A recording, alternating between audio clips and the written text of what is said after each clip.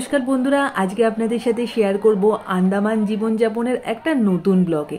এখানে আজকে আমাদের আন্দামানে মারিয়ামা মন্দিরে এক বিশেষ পুজোর অনুষ্ঠান হয়। সেই পুজোর মধ্যে কিছু রিচুয়ালস থাকে, কিছু আচার নিয়মকানুন থাকে এবং আগুনের উপর দিয়ে কীভাবে সমস্ত মানুষ হাঁটে সমস্ত দৃশ্য আজকে আপনাদের সাথে শেয়ার করব। আমাদের বাড়ি থেকে এই মারিয়ামা মন্দিরের দূরত্ব ছিল প্রায় আধ ঘন্টা। মন্দিরটি হচ্ছে অস্টিনাবাদ বলে একটি জায়গাতে। তো জায়গাটা দূরত্ব অনেকটাই বেশি ছিল আমাদের বাড়ি থেকে। তো আমরা বেরিয়ে পড়েছিলাম প্রায় 2:30-3টে নাগাদ। আর এই অনুষ্ঠানটা শুরু হবার কথা ছিল 4টে থেকে। তো এই মারিয়ামা মন্দিরটি দক্ষিণ ভারতীয় মন্দির। যারা তামিল তেলুগু প্রজাতির মানুষ আছেন তারা এই মন্দিরে যিনি দেবী আছেন মারিয়ামা মা, তাকে খুব শ্রদ্ধা ভক্তি সহকারে পুজো করেন আর নিজেদের মনস্কামনা পূরণের জন্য বিভিন্ন রিচুয়ালস পালন করে থাকেন। আর এই পুজোর কিছু আলাদা রিচুয়ালস আছে। আমি প্রথমবার দেখব বলে এই মন্দিরে চলে এসেছিলাম। আর অনেক নিয়মকানুন আছে যেগুলো আমার অচেনা ছিল। তো এই হচ্ছে মন্দিরের গেট। গেটের সামনে অনেক ফুলের দোকান ছিল। আর এখানে দেখতে পেলাম মন্দিরে ঢোকার সম্মুখে প্রায় মেলা বসেছিল।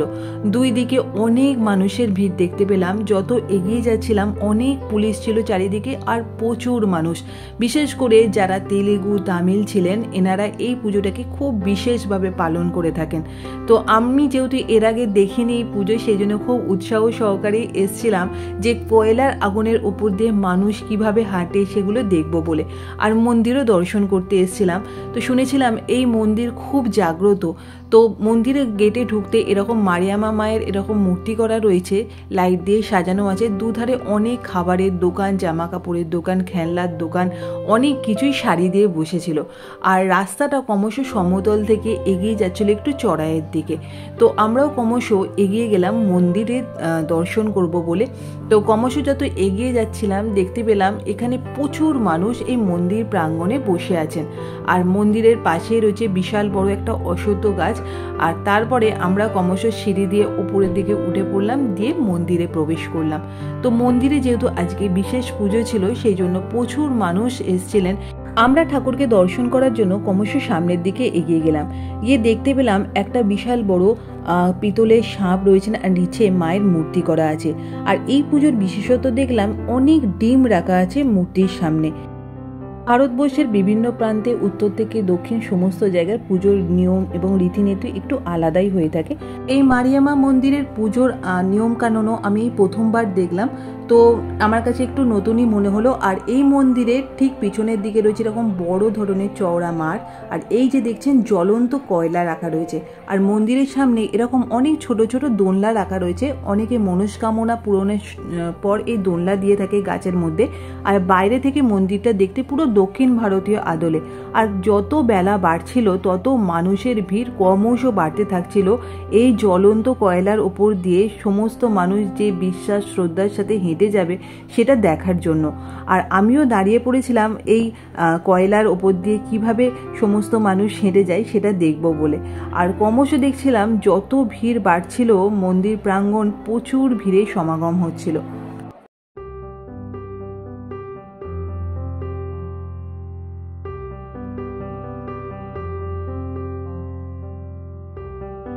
এই কয়লার আগুনে চলার আগে কিছু নিয়ম বলি আছে, সেই জন্য সেগুলো করার জন্য দেখলাম প্রথমে একটা বালতি করে জল নিয়ে চারিদিকে কয়লার চারিদিকে ছড়িয়ে দেওয়া হচ্ছিল। তার আগুনের উপর হাঁটা প্রায় 4টে থেকে শুরু হবার কারণে আমরা একটুখানি সামনের দিকে এগিয়ে গেলাম। দেখতে পেলাম অনেক মানুষকে যারা এই আগুনের উপর দিয়ে হাঁটবেন। তাদেরকে আমি অনেক নতুনভাবে দেখলাম এই লোহার শিকগুলো মুখের মধ্যে কিভাবে ঢুকানো রয়েছে। এই বিশ্বাস ঈশ্বরের ওপর না থাকলে কেউ কখনো এরকম করতে পারে না। বিভিন্ন রকমের ধরনের দেখলাম এরকম মুখের মধ্যে এরকম বড় বড় এরকম তার দেওয়া দিয়ে ক্রমশ মানুষ এগিয়ে যাচ্ছেন সেই আগুনের ওপর দিয়ে চলবেন বলে। মানুষের এই ঈশ্বরের প্রতি অগাধ বিশ্বাস এবং শ্রদ্ধার জন্যই মানুষ এই সমস্ত এত কঠিন কাজও খুব সহজভাবে করতে পারছে।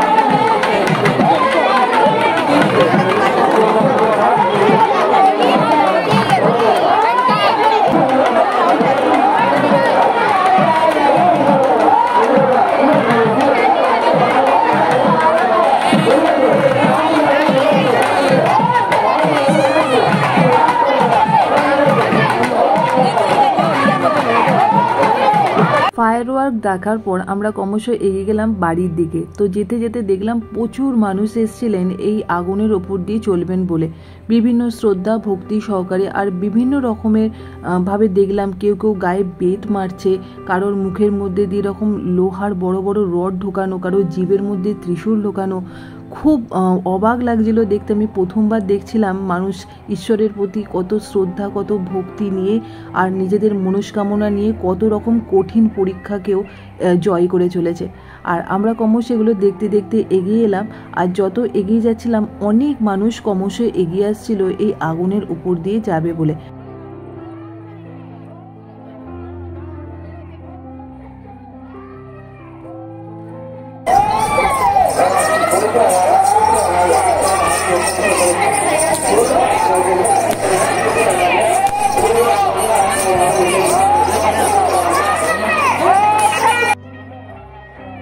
সন্ধে নামার আগে প্রায় 5টা নাগাদ বিশাল বৃষ্টি শুরু হয়ে যায়। তারপর অনেক মানুষ প্রায় ভিজেই গিয়েছিল। আমরাও প্রায় একটা জায়গায় দাঁড়িয়ে পড়েছিলাম এই বৃষ্টি থেকে বাঁচার জন্য। অনেকেই এই বৃষ্টির মধ্যে ভিজে ভিজে এই আগুনের পরীক্ষা দেবার জন্য এগিয়ে যাচ্ছিল। তারপর আমরা এখান থেকে ক্রমশ এগিয়ে যাচ্ছিলাম বাড়ির দিকে। তো রাস্তায় যেতে যেতে একটুখানি চা খেয়ে নিলাম, তারপর বাড়ি ফিরলাম। তো আজকের ব্লগটা বন্ধুরা আপনাদের কেমন লাগলো অবশ্যই কিন্তু কমেন্ট করে জানাবেন। ভালো লাগলে চ্যানেলটাকে অবশ্যই সাবস্ক্রাইব করে দেবেন, লাইক করে দেবেন আর অনেক অনেক শেয়ার করে দেবেন। আপনারা সকলে খুব ভালো থাকবেন, সুস্থ থাকবেন। Bye bye.